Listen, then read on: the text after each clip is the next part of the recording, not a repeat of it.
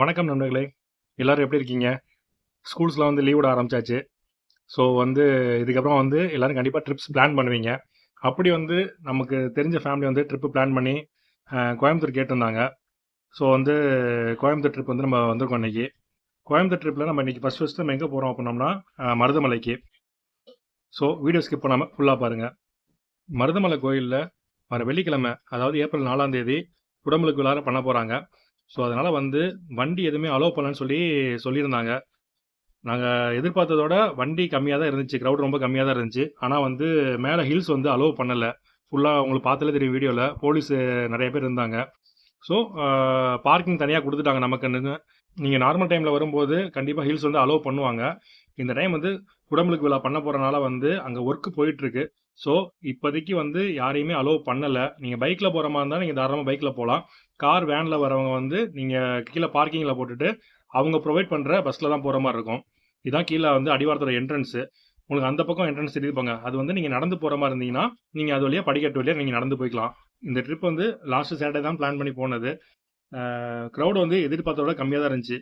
இதுதான் வந்து அவங்க கொடுத்துருக்க பஸ்ஸு. பஸ்ஸுக்கு வந்து பர் பர்சனுக்கு 10 ருபீஸ் தான் சார்ஜ் பண்ணுறாங்க. அதாவது நீங்கள் கீழேருந்து மேலே ஹில்ஸ் ஏறுறதுக்கு. நீங்கள் அங்கே போயிட்டு திருப்பி நீங்கள் கீழே ரிட்டன் பஸ்ஸுக்கு வந்து திருப்பி 10 ருபீஸ் சார்ஜ் பண்ணுவாங்க. நீங்கள் கீழே வந்துடலாம். பஸ் வந்து உங்களுக்கு சீட்டிங் கெப்பாசிட்டி கம்மியாக தான் இருக்கும். ஏன்னா வந்து ஹில்ஸ்னால வந்து பஸ்ஸோட சைஸ் வந்து சின்னதாக தான் இருக்கும்.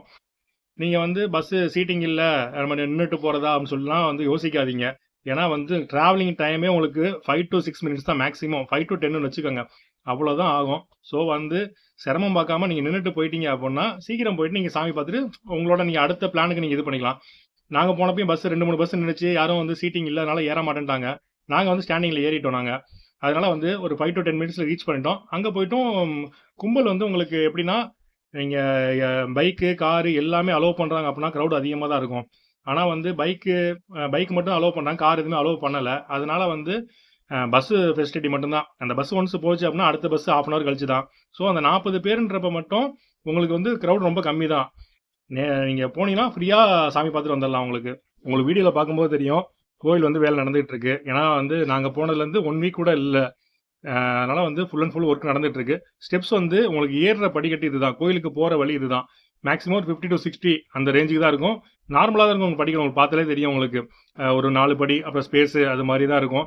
நீங்கள் நடக்க முடியாது அப்படின்னா நீங்கள் உட்காந்து கூட போய்க்கலாம். நீங்கள் நம்ம முருகனுக்கு 6 படை வீடு இருக்குன்னு சொல்லி உங்கள் எல்லாருக்குமே தெரியும். திருத்தணி, சுவாமிமலை, பழமுதிர்ச்சோலை, திருப்பரங்குன்றம், திருச்செந்தூர், பழனி. இது இல்லாமல் 7வது படை வீடு தான் இந்த மருதமலை. இங்கே பாம்பாட்டி சித்தர் குகை கோயிலும் இருக்குது. அந்த வீடியோ வந்து என்னால் எடுக்க முடியல. ஏன்னா வந்து இப்போ நம்ம ட்ரிப்பு வந்திருக்கோம்.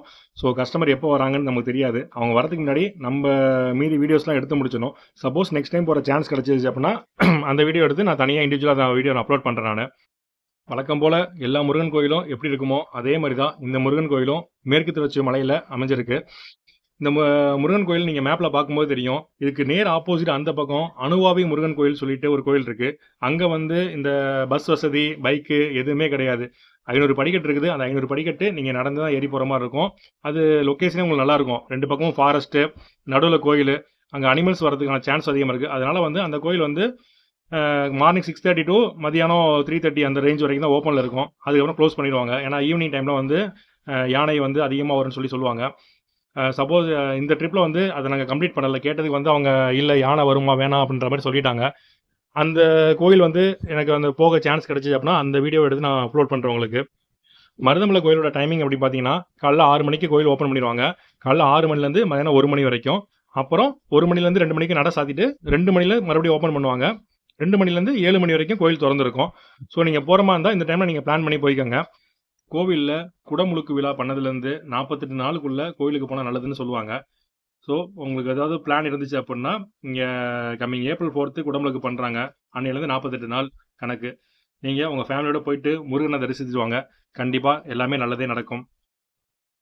இந்த கோயில் என்ட்ரன்ஸில் அப்புறம் பஸ்ஸில் எல்லா இடத்துலையுமே ஒரே ஒரு வாக்கியம் தான் எழுதி போட்டிருந்தாங்க, மருதாச்சலன் இருக்க மனக்கவலை எதற்கு அப்படின்னு. அந்த வீடியோவில் பார்க்கும்போது உங்களுக்கே தெரியும். இந்த ட்ரிப்பு முடிச்சுட்டு அடுத்தது நாங்கள் ஈஷா போயிருந்தோம். அந்த வீடியோ அந்த ஈஷா லைட்டிங் வந்து ஆல்ரெடி நான் அப்லோட் பண்ணியிருக்கேன். நான் நம்ம சேனலில் வந்து செக் பண்ணி பாருங்கள். நீங்கள் இதே மாதிரி நீங்களும் உங்கள் ஃப்ரெண்ட்ஸ் ஃபேமிலி கூட டூர் போகிறீங்க அப்படின்னா திருச்சியில் இருக்கவங்க கண்டிப்பாக ஆல்ரெடி உங்களுக்கு தெரியும், நம்ம சேனல் பார்த்துட்டு இருக்கவங்களுக்கு. நீங்கள் புதுசாக பார்க்குறீங்க அப்படின்னா நம்ம ட்ராவல்ஸ் திருச்சியில் தான் இருக்குது. நீங்கள் என்னோட காண்டாக்ட் நம்பர் வந்து நான் டிஸ்கிரிப்ஷனில் கொடுக்குறேன். நீங்கள் எப்போ வேணாலும் கால் பண்ணுங்கள், இல்லை சஜஷன் கேளுங்க, கண்டிப்பாக நான் உங்களுக்கு ஹெல்ப் பண்ணுறேன். உங்களுக்கு ஓகே அப்படின்னா கண்டிப்பாக வந்து உங்கள் ஃபேமிலியோட ட்ரிப்பு உங்களுக்கு சேஃப் அண்ட் செக்யூர் ட்ரிப்பு நாங்கள் அரேஞ்ச் பண்ணி கொடுக்குறோம். கீழேருந்து மேலே ஏறும்பொழுது பஸ்ஸில் சீட் கிடைக்கல, நான் ஆல்ரெடி சொல்லியிருந்தேன். ஸோ அதனால் வந்து என்னால் வீடியோ எடுக்க முடியலை. அதனால தான் ரிட்டன் கீழே இறங்கும்போது முதல்ல போய் பஸ்ஸில் சீட்டை போட்டு உட்காந்தாச்சு. இப்போ ரிட்டன் கீழே இறங்குற வீடியோ வந்து ஃபுல்லாக எடுத்துருக்கேன். இந்த வீடியோவை பாருங்கள்.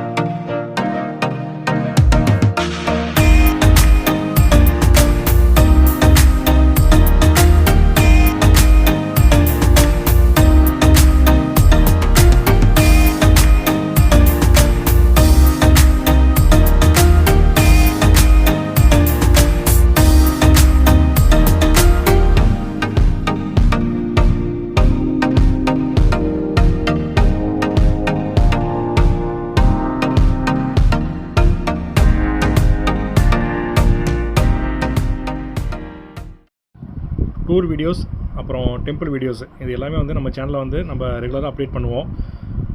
உங்களுக்கு இந்த வீடியோ பிடிச்சிருந்துச்சுன்னா மறக்காமல் ஒரு லைக்கை தட்டி விட்டுருங்க. அப்படியே நம்ம சேனலையும் சப்ஸ்கிரைப் பண்ணிக்கோங்க.